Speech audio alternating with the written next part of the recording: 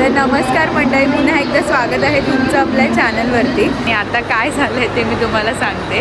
तर गमतीचा विषय म्हणजे मी तुम्हाला सांगते की आम्ही निघालो आहे कोकणात, म्हणजे आमच्या गावी जायला निघालो आहे. आणि आमच्या स्टेशनवरून आम्ही निघालो. ट्रेनमध्ये चढताना असं झालं की पप्पा राहिलेत माझ्या मागे आणि मी चढली. आता आमची ट्रेन पण येणार आहे. आता माहीत नाही आता पप्पा निघालेत का नाही, कॉलच करते त्यांना मी. आणि आल्या आल्या त्यांचे एक्सप्रेशन बघूयात आपण, काय होणार आहे मला पण नाही माहिती. मी तेव्हा शूट करायचं राहून गेलं. म्हटलं की तुम्हाला तेव्हा दाखवता आलं असतं, पण पटापटमध्ये मी चढले आणि त्यांच्या हातात बॅग होती म्हणून ते तिकडेच राहिले. ट्रेनचा स्पीड वाढला, आणखी फास्ट झाली ट्रेन. तर असं काहीसं झालं. तर आता बघूयात पप्पा आलेत का. तर चला बघूयात. मला वाटतं नेक्स्ट ट्रेनने ते लगेच येणार होते आणि आता आलेत का ते चेक करूयात आपण. तर या ॲक्च्युली असं फर्स्ट टाईम काहीतरी झालं आहे की म्हणजे पप्पाने मी नेहमी एकत्र येतो, तर असं फर्स्ट टाईम झालं आहे की आमच्याकडून अशी चुकामुक झाली आहे. नाही तर ह्याच्या आधी कधीच झालं नव्हतं आणि खरंच मजा येणार आहे पप्पांचे एक्सप्रेशन बघायला. तेव्हा पण ते हसत होते, नंतर मला कॉल केल्यावर ते हसतच होते. आता बघूया की त्यांचे एक्सप्रेशन काय आहेत. तर या चला जाऊयात. असं सहसा कधी होत नाही चुकामुक, आणि असं हे फर्स्ट टाईमच झाली अशी चुकामुक. ट्रेन पण आमची आहे 11:30ची आणि आता झाले आहेत 10:46. तर पप्पा यावेत आता, कारण आम्हाला प्लॅटफॉर्म चेंज करून पण त्या बाजूला जायचं आहे. आता तुम्हालाही माहिती असेल की पनवेल स्टेशन किती चेंज झालं आहे, परिवर्तन झालं आहे पनवेल स्टेशनमध्ये. पूर्ण काम चालू आहेत, कारण तिकडे आता कर्जत लाईन पण बनते.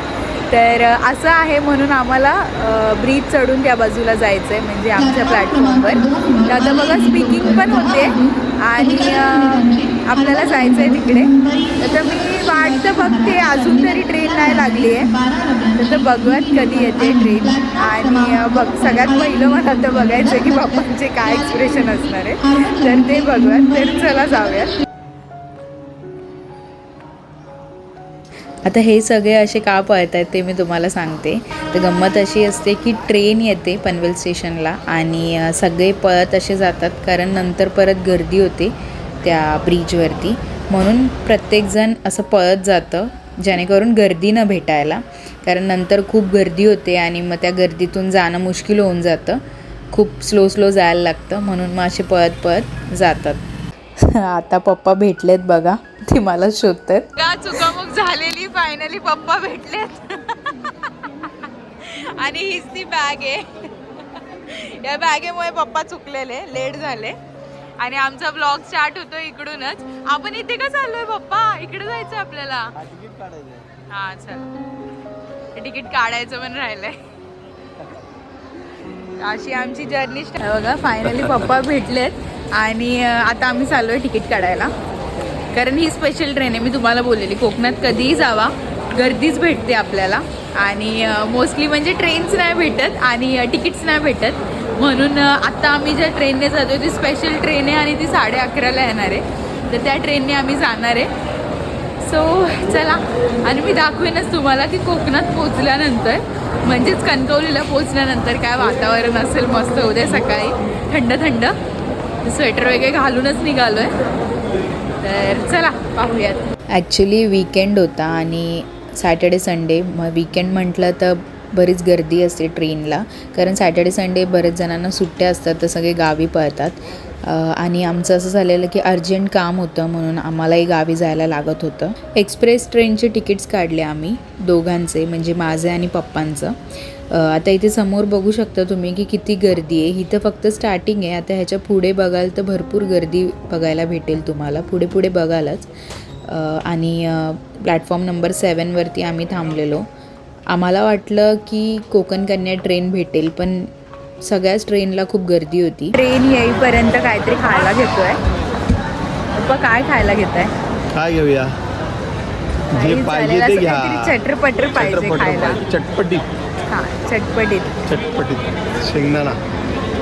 शेंगदाणा नको. प्लेन सॉल्टेड चिप्स पण चालतील ना. घे. चला आम्ही जातो आता कोकणामध्ये.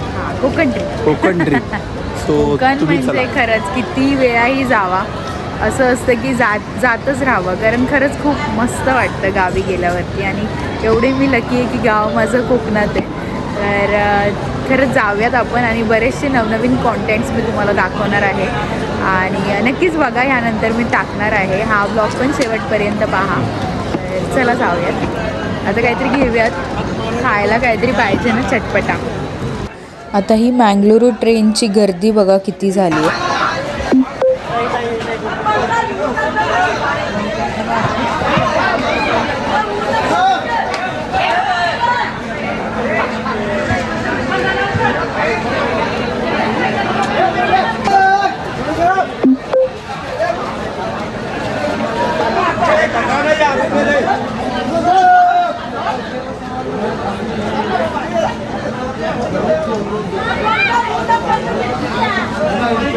सो अशी गर्दी झाली आहे बघा, किती गर्दी आहे आणि सगळे चढतात नाही मागे बघा.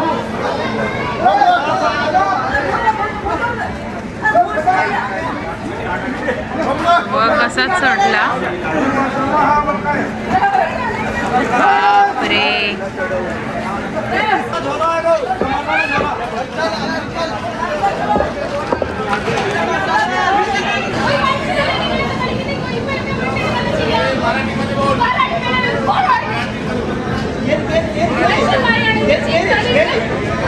तर आता इथे काय झालं ते सांगते तुम्हाला.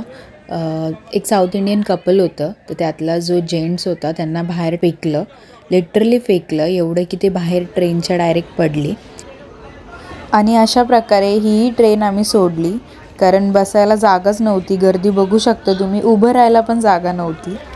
लोक अक्षरशः दरवाजात बसलेले.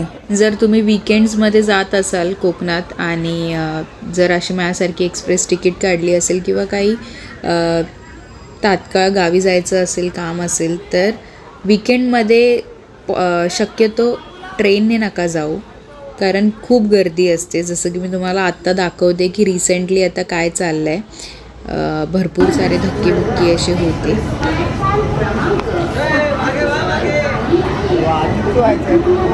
आम्ही 3 ट्रेन सोडल्यात का आता गर्दी खूप आहे, भयंकर गर्दी आहे ट्रेन्सला. लोक एवढी येत आहेत, एवढ्या संख्येमध्ये ढकलत आहेत, धक्काबुक्की होते, भरपूर काय ना काय चाललं आहे इथे स्टेशनला. माझ्याकडून जेवढं प्रयत्न होईल मी तुम्हाला दाखवायचा प्रयत्न करेन. पोलीस पण आहेत, पण खरंच सांगते गर्दी खूप जास्त आहे आणि ती लोक दरवाजे पण नाही उघडत आहेत. आम्ही प्रयत्न करतो दरवाजा उघडायचा, पण ती लोक दरवाजा पण नाही उघडत आहेत, पॅक बंद करून ठेवलेत. असं करत करत आम्हाला रात्रीचे 2 वाजले आणि आम्हाला 2ची तुतारी एक्सप्रेस ट्रेन भेटली. त्यानंतर ट्रेन्स नव्हते, डायरेक्ट सकाळी ट्रेन होते. मग आम्ही ह्या ट्रेनमध्ये चढलो. आम्हाला बसायला देखील मिळालं ह्या ट्रेनमध्ये.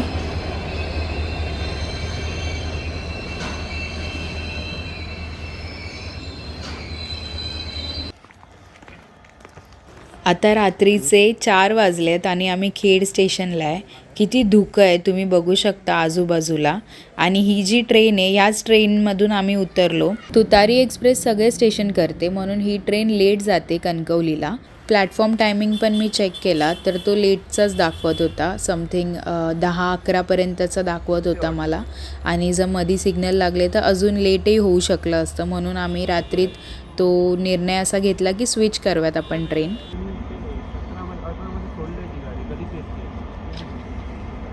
ही सुपरफास्ट एक्सप्रेस येते जी खूप कमी स्टेशन्स घेते. मला वाटतं पनवेल, त्यानंतर रत्नागिरी आणि डायरेक्ट कणकवली असे स्टेशन्स घेते. तर आम्ही विचार केला की ह्या ट्रेनने आपण गेलो तर लवकर पोचू गावी. ह्यामुळे आणि गावी कामही होते भरपूर, तर त्यामुळे आम्ही ट्रेन स्विच करून ह्या ट्रेनने जायचा असा निर्णय घेतला. आणि एवढ्या कडाक्याच्या थंडीत आम्ही निघालो आहे. तुम्ही बघू शकता फॉग किती पकडला आहे आणि त्या फॉगमधून ट्रेन येते. तर खरंच एक खूप छान दृश्य आहे. सो मंडळी बघू शकता, सकाळी सकाळी मस्त 8 वाजता नांदगाव स्टेशनला पोचलो आहे. आता नांदगाव स्टेशनला ही ट्रेन सिग्नलसाठी थांबलेली, म्हणून आम्ही नांदगाव स्टेशनलाच उतरलो, कारण नांदगाववरून देवगड जवळ आहे आणि आपल्याला जायचं आहे देवगडला. माझं गाव आहे देवगडात. तर चला जाऊयात. आणि बघू शकता सकाळी सकाळी नांदगाव स्टेशन किती मस्त दिसतं आहे. नारळाची झाडं बघा आणि बाहेरच रिक्षा स्टँड आहे नांदगाव स्टेशनच्या. तर त्या रिक्षाने आम्ही आता चाललो आहे नांदगाव तिट्याला आणि तिकडून मग पुढे टमटमने देवगडला. माझ्या गावाला. तर चला जाऊयात. नांदगाव तिट्याला मस्त सलगर चहा घेतला. सलगर अमृतुल्य चहा अँड कॉफी. तर इथे खरंच खूप छान स्पेशल असा चहा भेटतो आणि कडाक्याची थंडी होती. तर चहा पिऊन आम्ही आता निघालो गावी. आता बघा पोचलो आम्ही आमच्या गावी कट्टा. तर चला जाऊयात आत.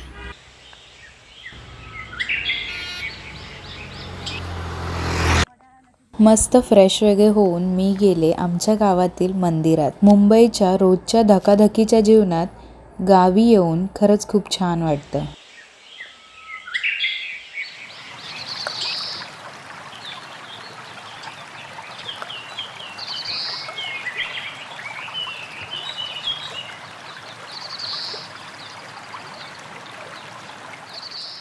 मुंबईत सहसा आपण मंदिरात जात नाही कारण लगबगच एवढी असते.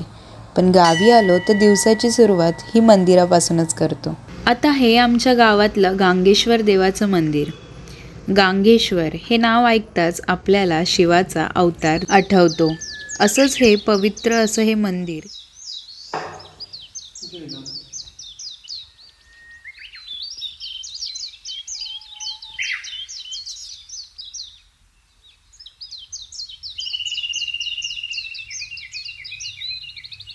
मंदिरातली शांतता, पक्ष्यांची किलबिलाट आणि वाहत्या पाण्याचा आवाज मनाला शांतता प्रदान करतो.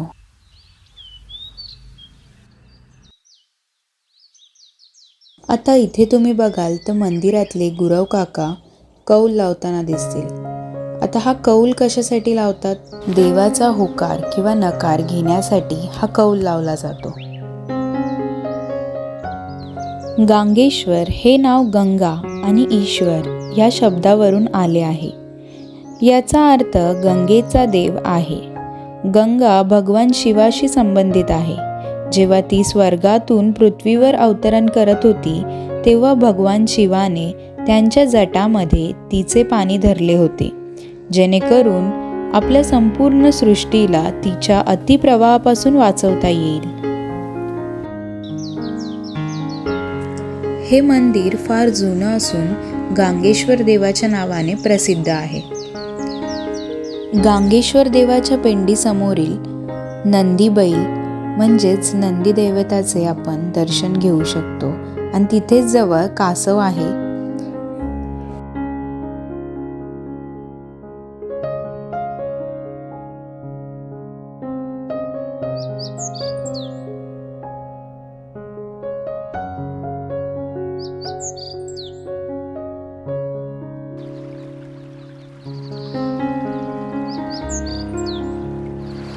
तुम्ही बघू शकता माझ्या मागे व्हाळ आहे आणि हाच व्हाळ खूप मोठा आहे आणि पुढे जाऊन कोंडीला ते जॉईंट होतं पाणी आणि ती कोंडही मी तुम्हाला एकदा दाखवेन.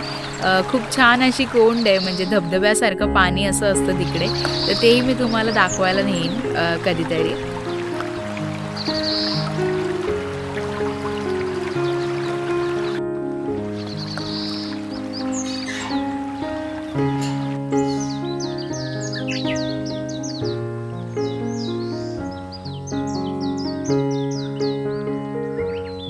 गांगेश्वर देव मंदिराच्या बाजूलाच श्री दिरबा मातेचं मंदिर आहे.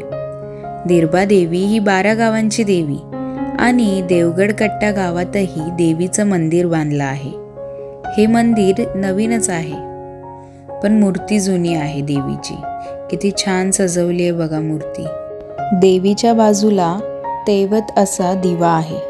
इथे बघू शकता, या दिव्याकडे बघूनच किती शांत वाटतं, मन हरवल्यासारखं वाटतं.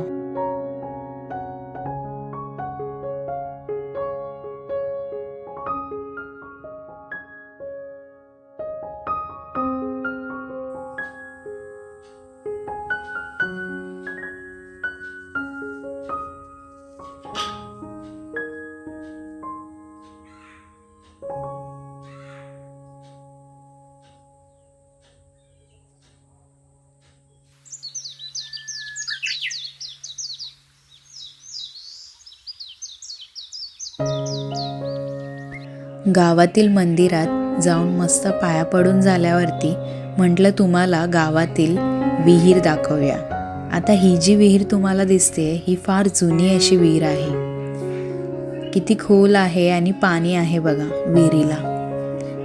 स्वच्छ असं पाणी आहे. कोकणी भाषेत विहिरीला बावडी असं म्हणतात. तर ही बावडी आहे बघा. स्वच्छ निथळ पाणी असं आहे ते. थंड पाण्याचा डोंब, त्याला चिऱ्याचे रिंगण, पाजून अमृताचा थेंब, माणसं तृप्त करी कोकण.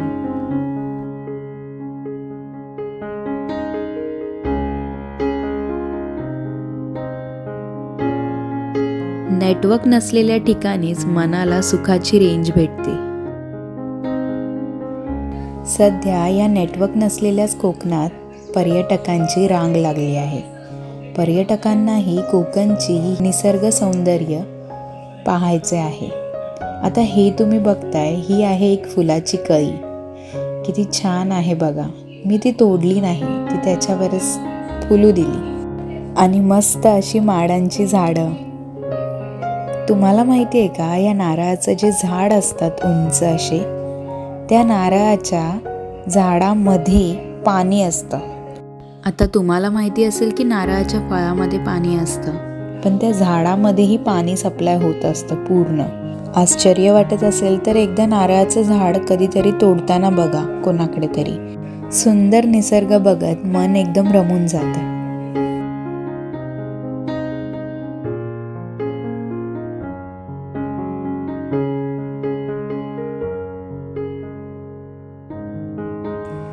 माझ्या घरासमोरच म्हणजे आमच्या गेटच्या बाहेरच एक मांजर आलं आहे बघा. आणि त्या मांजराची 4 पिल्लं आहेत. तर मी या मांजराला मस्त खाऊ घातलं. राईस भात दिला असं खायला, सार भात. आणि तिची छान छान छोटी छोटी पिल्लं आहेत. ही तिने आत्ताच हल्लीच घातली आहेत. तर किती क्यूट आहेत बघा. आणि ते एकमेकातच मस्ती करत आहेत. आणि त्यांची आई इथे बसली आहे बघा शांत. ह्यांची मस्ती बघा इथे किती चालली आहे. मस्त अशी क्यूट क्यूट पिल्लं आहेत. तिकडे 3 पिल्लं आहेत आणि इथे हे एक पिल्लू आहे बघा. आता आईच्या जवळ येत आहे पिल्लू. खरंच खूप छान असं दृश्य होतं. मी म्हटलं चला तुमच्यापर्यंत पण शेअर करूया, तुम्हालाही दाखवूयात. तर असं काहीसं यांचं मजा मस्ती चाललेली पिल्लांची.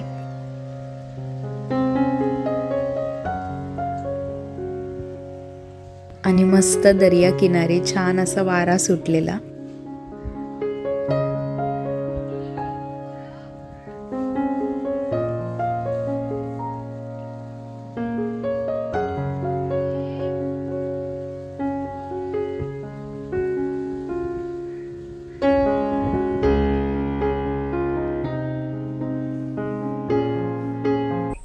तर असा होता आपला आजचा व्लॉग. तुम्हाला व्लॉग कसा वाटला ते नक्कीच आम्हाला सांगा. तुम्हाला जर आमच्या गावातील हे मंदिर आवडलं असेल तर नक्कीच आपल्या चॅनलला लाईक करा व जास्तीत जास्त लोकांपर्यंत हा व्लॉग शेअर करा. असेच नवनवीन लेटेस्ट कॉन्टेंट्स घेऊन मी नक्कीच तुम्हाला भेटेन या चॅनलवरती. तर आत्तासाठी बाय.